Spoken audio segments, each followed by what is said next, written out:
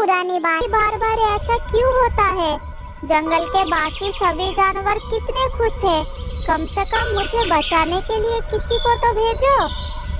तभी एक कछुआ धीरे धीरे हिरन के सामने आया और कहा, अरे हिरन भाई, तुम तो बुरी तरह से झाड़ियों में फंसे हो।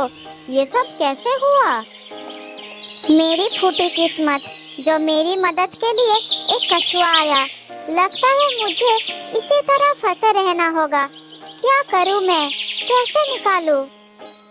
हिरन की बात सुनकर कछुए को दुख हुआ और वह आसमान की तरफ देखा। अचानक बहुत तेज हवा चलने लगी और आसमान से एक हल्का सा रोशनी हिरन के ऊपर पड़ी। तभी अचानक हिरन का सींग झाड़ियों से छूट गए और वह बाहर निकल आया।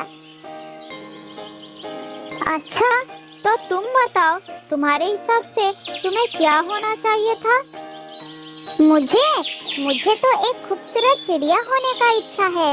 हल्का सा वजन, उड़ने के लिए पंख और खाना भी आसानी से मिल जाता है। और चिड़िया के पंख कभी झाड़ियों में फंसता भी नहीं है।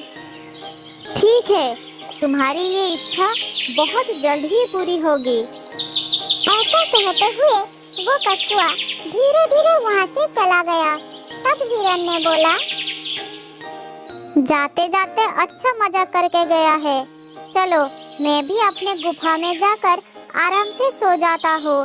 सर धीरे अपना पंख खोला और आसमान में उड़ने लगा।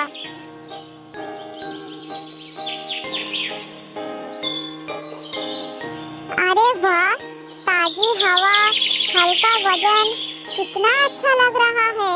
मैं सचमुच आसमान में उड़ रहा हूँ। आह, कितना मजा आ रहा है। वो इसी तरह काफी देर तक आसमान में उड़ता रहा। फिर उसको प्यास लगने लगी। अरे यार, इतनी जल्दी तो कभी प्यास नहीं लगती मुझे। ये कहकर वो एक तालाब के पास गया और पानी पीने लगा। फिर वो आगे बढ़ गया। कुछ देर उड़ने के बाद उसे फिर से प्यास और भूख लगने लगी।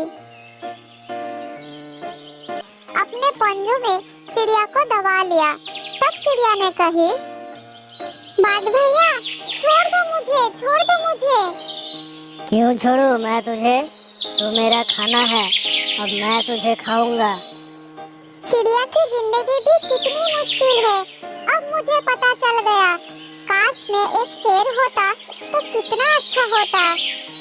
ये कहते ही चिड़िया के शरीर धीरे धीरे बढ़ने लगा और उसका वजन भी।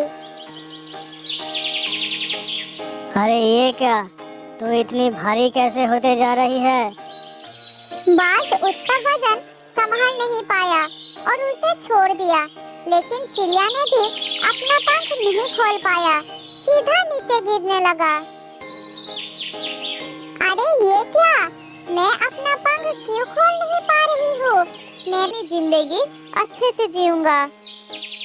ये हुई ना बात। हमेशा खुश रहो और अच्छे से जियो अपनी जिंदगी। ये कहकर कछुआ गायब हो गया। हिरन भी समझ गया कि वो कछुआ भगवान का ही भेजा हुआ दूत होगा। तो कहानी अच्छी लगी हो तो ऐसे ही और मजेदार कहानी देखने के लिए वीडियो को लाइक और चैनल को सब्सक्राइब जरूर करें।